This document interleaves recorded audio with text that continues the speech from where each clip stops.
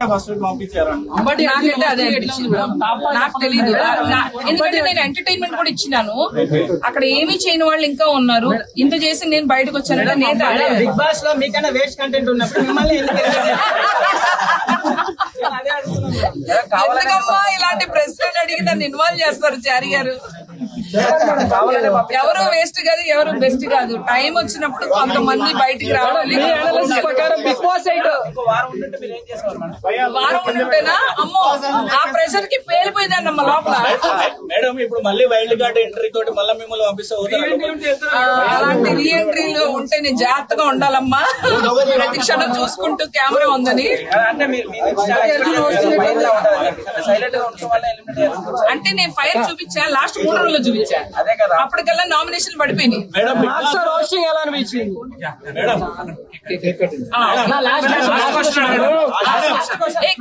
మీకు జరిగింది కదా, ఒక్క లేడీ కూడా గెలవలేదు. ఈసారి ఏమన్నా లేడీ గెలిచే ఛాన్స్ ఉందంటారా? ఏమో అక్కడ ఉన్న కంటెస్టెంట్స్ చూస్తే అట్లా అనిపించట్లేదు. కాకపోతే నా విషయం అయితే బాగుండని ఉంది, అంత స్ట్రాంగ్ గా నాకు కనిపించింది. మీ ప్రకారం బిగ్ బాస్ సీజన్ 8 హిట్ అవుతుందా ఫ్లాప్ అవుతుందా? మీరేమనుకుంటున్నారు? అమ్మో అట్లా కాదు కానీ హిట్ ఫ్లాప్ తెలియదు కానీ మీరు 1 వీక్ ఉన్నారు, చూసుకుంటే అబ్జర్వ్ చేసి ఉంటారు కదా, మీకేమనిపిస్తుంది? అదే అనిపిస్తుంది, అదే అనిపిస్తుంది, ఎగ్జాక్ట్ గా అదే అనిపిస్తుంది. శేఖర్ భాష గారు అంటుకున్నట్టు బిగ్ బాస్ లో పాలిటిక్స్ ఉన్నాయి అనిపిస్తుందా మీకు? బిగ్ బాస్ లో ఉండవు, హౌస్ లో అయితే ఉన్నాయి. గ్రూప్ గేమ్ ఆడుతున్నారు. ముందు మీరు చూస్తూ ఉంటారు కదా, మీకే అర్థమైపోతుంది. కొంతమంది కంటెస్టెంట్లు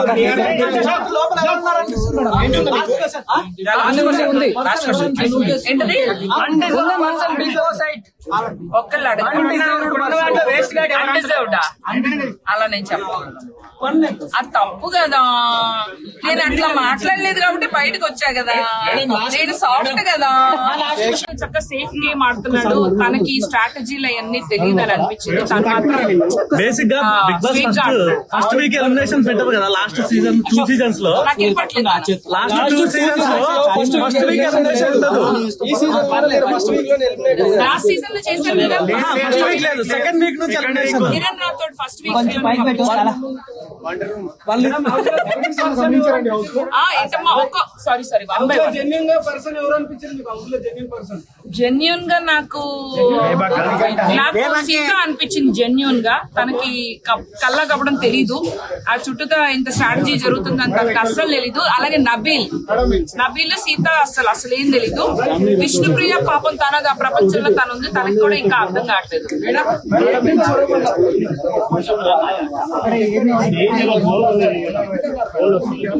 నాకెందుకో అనిపించింది, ఎందుకంటే నేను ఇంత స్ట్రిక్ట్ గా ఇలా ఉన్నాను. ఆల్రెడీ నాకు నామినేషన్ పడి వెళ్ళిపోవచ్చామని మణికంఠ కూడా ఉన్నాడు కానీ ఎప్పుడు సింపతి వర్క్ అవుతుంది బ్రో.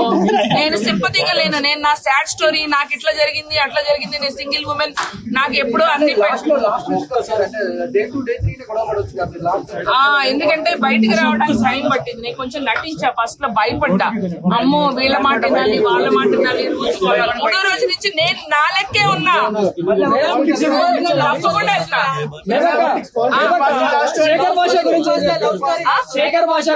ఆయన కూడా నో స్ట్రాటజీ, ఏం జరిగితే జరిగిందని స్వామీజీలా కూర్చున్నాడు.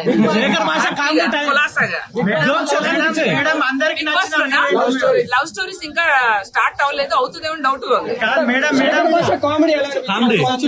ఆయన పంచమ్మ అమ్మో పంచులు ఐ లవ్ యూ చెప్పాడు కదా, అందుకే పోయాడు. మీకు ఐ లవ్ యూ చెప్పాడు కదా పంచులతో.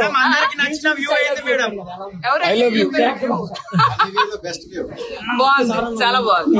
అందరికి నచ్చిన వ్యూ, అందరికి నచ్చిన వ్యూ, అందరికి నచ్చిన view view I love you, I love you. Next ఇక్కడే ఉంటా, హైదరాబాద్ లోనే మీతోనే ఉంటా. మళ్ళీ రీఎంట్రీ ఇవ్వాలి మీరు. చేయాలా మేడం? మీరు బిగ్ బాస్ రివ్యూ చేయండి మేడం. అదే అనుకుంటున్నా. నెక్స్ట్ రీఎంట్రీ ఇస్తారు మేడం, రతికల్లా రీఎంట్రీ ఇస్తారా?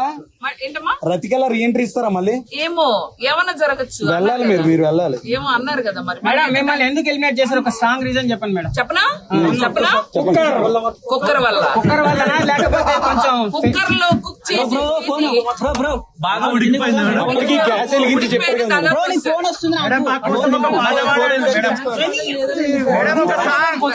ఏమో తమ్ముడు నువ్వన్నా అవ్వచ్చు కదా. మధు గారు ఒక సాంగ్, మధు మేడం ఒక సాంగ్. సాంగ్ ఏది ఈ గోల్లో పాట కూడా